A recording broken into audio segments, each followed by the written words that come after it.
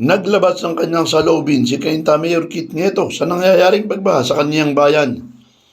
Sa isang FB post, sinabi ni Nieto na ramdam niya ang pagkadismaya ng kanyang mga kababayan kapag binabaha ang bayan ng Cainta. Kahit anong remedyo umano ang gawin niya, may mga problema pa rin hindi masolusyonan.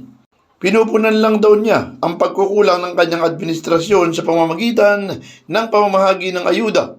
At dito, bagamat namamahagi sila ng ayuda, subalit hindi siya masaya. Sinabi pa din Nieto na minsan gusto na niyang ipag-utos sa iba ang pamamigay ng relief goods dahil saya sa kanyang mga kababayan.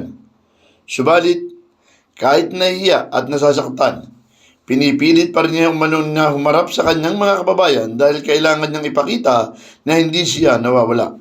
Paglilinaw pa ni Nieto na hindi niya ito ginagawa para sa politika. Pinitensya umano niya ito upang mapagtakpan ang kanyang pagkukulang. Ikinuwento pa ng alkalde ang kanyang mga sugat at peklat na inabot sa disgrasyang malaglag siya sa butas ng imburnal at makainom ng tubig baha habang namimigay ng relief goods sa gitna ng baha. Kung mamamatay umano siya, ay nakahanda siya dahil kasama yon sa pinasok niya o sinumpaang tungkulin. Nagsisilbing konsolasyon na lamang umano niya na kahit paano ay may epekto naman ang kanilang mga ginawa na pagbabago. Dahil kung dati, matagal bago humupa ang baha, ngayon, kinakitaan na ito ng kaunting pagbabago.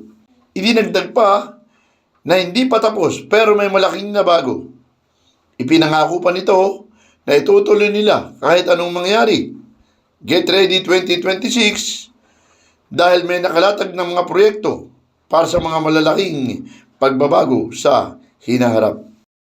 Felix Tambongko, The Observer News para sa DWRB 103.9 News FM.